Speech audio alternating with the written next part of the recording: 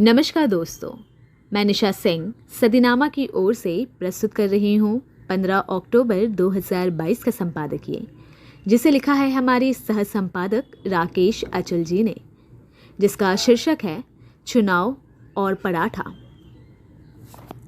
आज पक्ष और विपक्ष दोनों के लिए एक विशेष मुद्दा है जीएसटी। पक्ष का कहना है जीएसटी लगाओ, देश को बढ़ाओ। विपक्ष का कहना है जीएसटी घटाओ और महंगाई को घटाओ। ये घटाओ बढ़ाओ की नीति सदा रही है, काटो, छाटो और जोड़ो। मामूली रोटी का रूप बदलकर तेल, मक्खन, घी चुपड़कर पराठा बनाओ और जीएसटी लगाओ। नकली पर भी असली का मुलम्मा लगाकर दाम बढ़ाओ, आकर्षक बनाओ। जड़ है लोगों को मूर्ख बनाओ। सदा से पक्ष और विपक्ष का स्वार्थ रहा है, जनता जाए भाड़ में।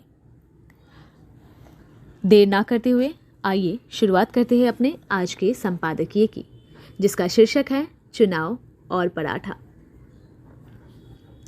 हिमाचल प्रदेश में विधानसभा चुनाव की तिथियों का ऐलान कर दिया गया, लेकिन गुजरात विधानसभा के चुनाव की तिथियां घोषित नहीं की गई। इससे न गुजरात का महत्व कम हुआ और न चुनाव आयोग का, क्योंकि गुजरात तो हमेशा की तरह बिना चुनावी हलचल के सुर्खियों में है। गुजरात के एक अपीलीय अधिकरण ने फ्रोजन पराठे पर 18% जीएसटी लगाने को जायज़ बताकर सुर्खियां बटोर ही ली। बिहार में विधानसभा के चुनाव हो ना हो या कब हो, जब चुनाव होंगे तब हो जाएंगे। कौन सा पहाड़ टूट रहा है चुनाव के बिना? अब देखिए ना, गुजरात के अग्रिम निर्णय अपीलीय प्राधिकरण एएआर के एक आदेश में कहा है कि पराठे बनाने में बेशक गेहूं के आटे का इस्तेमाल किया जाता है, लेकिन ये सामान्य रोटी की तरह नहीं है और 5% माल एवं सेवा कर यानी जीएसटी वाले उत्पादों की श्रेणी में नहीं आता। इस पर 18% जीएसटी लगेगा। प्राधिकरण को पता है कि केंद्र को राजस्व की जरूरत है, सो उसने फ्रोजन पराठे से जीएसटी हटाने से इनकार कर दिया। मुझे लगता है कि प्राधिकरण के अध्यक्ष या तो पराठे खाते नहीं हैं या उन्हें फ्रोजन पराठों से चिढ़ है, अन्यथा वे ऐसा फैसला ना सुनाते। आज महानगरों में रहने वाली कामकाजी पीढ़ी फ्रोजन पराठे पर ही निर्भर है। घर में पराठे बनाने का समय किसके पास है? लेकिन अब यही फ्रोजन पराठा 18% महंगा हो जाएगा। आपको बता दें कि एएआर ने अपने आदेश में पराठे पर 18% जीएसटी लगाने की कवायद करते कहा था कि पराठा खाखरा या सादी रोटी की तरह नहीं है जो खाने के लिए सीधा तैयार हो। इससे पहले एएआर की कर्नाटक पीठ ने इसी तरह के एक मामले में कहा था कि फ्रोजन पराठे को खाने से पहले गर्म करने जैसी आग की प्रक्रिया की आवश्यकता होती है, इसलिए इस पर 18% जीएसटी लगाया जाना चाहिए। इस नए आदेश के बाद फ्रोजन पराठे पर जीएसटी को लेकर राष्ट्रव्यापी बहस होना चाहिए। पराठा फ्रोजन हो या सादा, है तो पराठा आखिर। फ्रोजन पराठा बनाने में मिश्रित सब्जी, प्याज, मेथी, आलू, लच्छा, मूली, गेहूं के आटे के अलावा नमक, तेल, आलू, मटर, फूलगोभी, धनिया पाउडर, ब्रेड इम्प्रूवर और पानी जैसे तत्व शामिल होते हैं, जो इसे सादा रोटी से अलग बनाते हैं। लेकिन पराठा बनाने की तमाम सामग्री पर पहले से जीएसटी लगती है, इसलिए पराठे को जीएसटी मुक्त रखा जा सकता है। लेकिन सरकार के लिए निर्मम तो होना ही पड़ता है प्राधिकरणों को। अगर वे उदार हो जाएंगे तो सरकार का भट्टा ना बैठ जाएगा। देश में दही और मही तक जीएसटी के दायरे में है। जीएसटी के दायरे में अब केवल आदमी की सांसें बची है। विपक्ष को चाहिए कि वो फ्रोजन पराठे पर जीएसटी के खिलाफ भी एक पदयात्रा करे, फ्रोजन पराठे के समर्थन में जनमत बनाए। आखिर ये भी एक चुनावी मुद्दा हो सकता है। हाल फिलहाल हिमाचल विधानसभा चुनाव में फ्रोजन पराठे को चुनाव घोषणा पत्र का हिस्सा बनाकर पराठा सियासत की जा सकती है। सरकार को अधिकार है कि वो जिसके ऊपर चाहे जीएसटी लगाए और जिस पर ना चाहे ना लगाए। जनता को भी अधिकार है कि वो या तो जीएसटी युक्त फ्रोजन पराठा खाए या उसका बहिष्कार कर दे।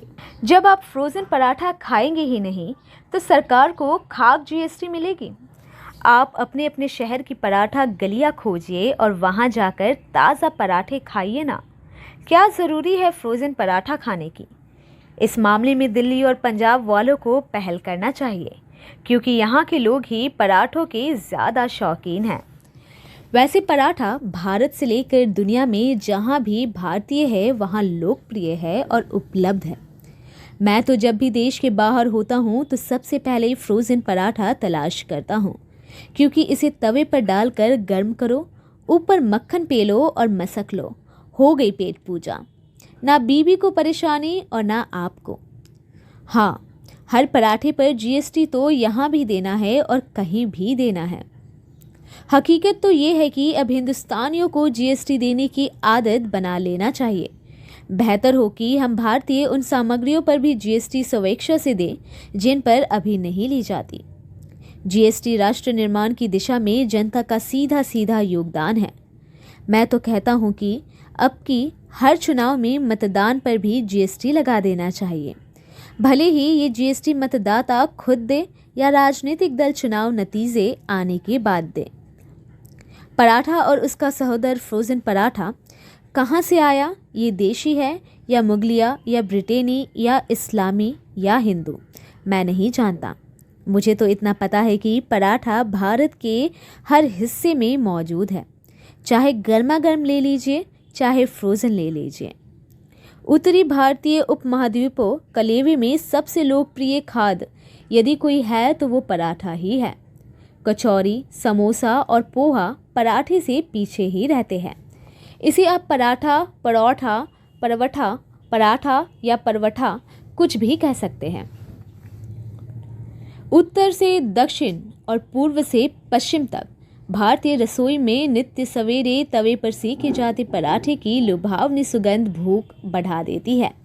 मुझे तो पंजाब के पराठे सबसे अच्छे लगते हैं। आकार को लेकर पराठे ने कभी कोई शिकायत नहीं की। आप इसे गोल, तिकोना, चौकोर चाहे जैसा बना सकते हैं। पराठों को लेकर जितने आविष्कार भारत और विदेशों में हुए हैं उतने शायद नासा में भी नहीं किए गए होंगे।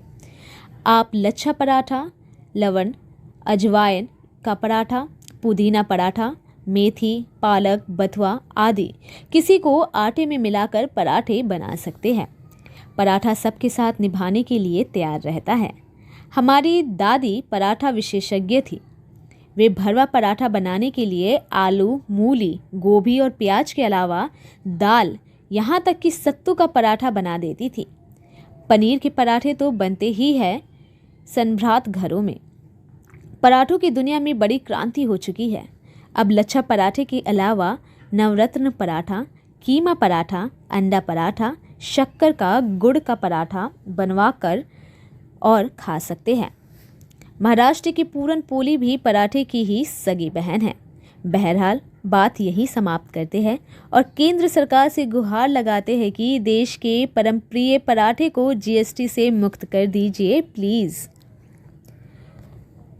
तो दोस्तों, ये था हमारा आज का संपादकीय, जिसे लिखा था हमारे सह संपादक राकेश अचल जी ने।